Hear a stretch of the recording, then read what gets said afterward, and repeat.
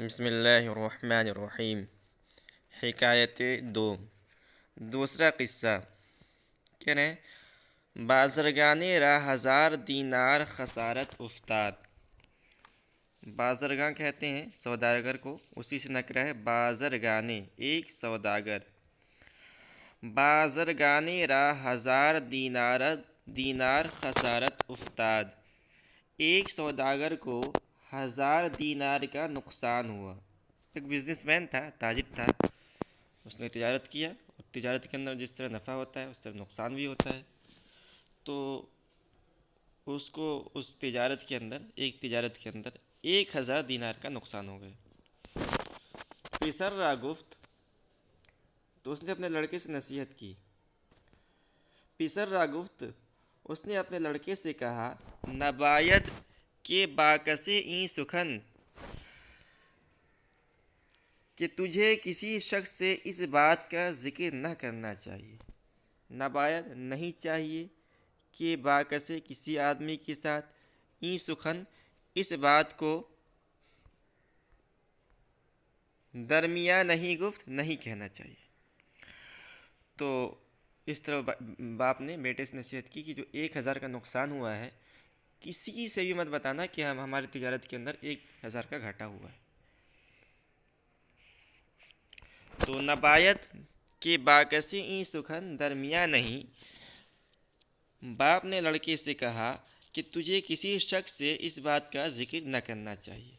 گفت، تو لڑکے نے کہا، اے پدر، اے ابا جان، فرمانے ترا است، آپ جو حکم دیں، نگویم تو ہم کسی سے نہیں کہیں گے۔ فرمانے ترا است، آپ کا حکم ہے، نگویم ہم کسی سے نہیں کہیں گے۔ آپ نے کہا کہ اس نقصان کا تذکرہ کسی سے مت کرنا، میں نہیں کروں گا۔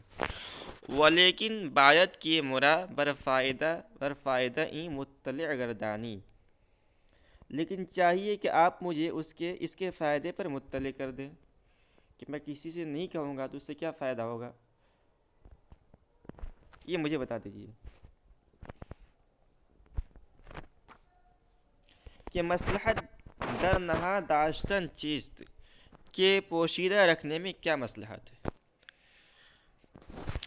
تو باپ نے جواب دیا، تا مصیبت دو نہ شود، باپ نے کہا تاکہ مصیبت دوہری نہ ہو جائے۔ 1000 کا نقصان ہو گیا ہے، گھاٹا ہو گیا ہے تو ہے ہی، اب اگر تو اس سے کہے گا تو اس سے ہماری مصیبت، ہماری تکلیف، نقصان کی تکلیف یہ دوگنی ہو جائے گی۔ کیا کیا؟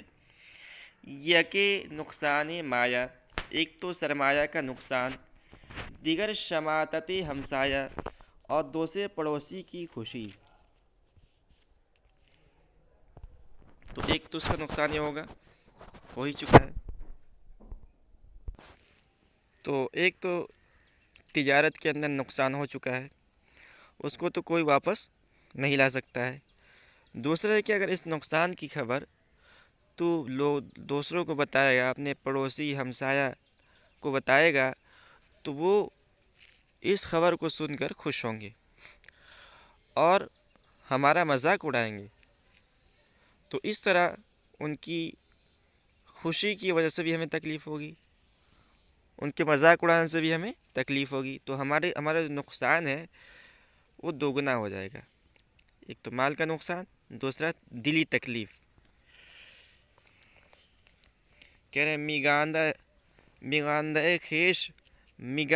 خیش با دشمنا، اپنا غم دشمنوں سے مت کہہ، کہ لا حول گوین شادی کنا، کہ وہ خوشی کرتے ہوئے لا حول پڑھیں گے۔ شادی کہتے ہیں خوشی کو، تو کہ لا حول گوین شادی کنا، کہ وہ خوشی کرتے ہوئے لا حول پڑھیں گے۔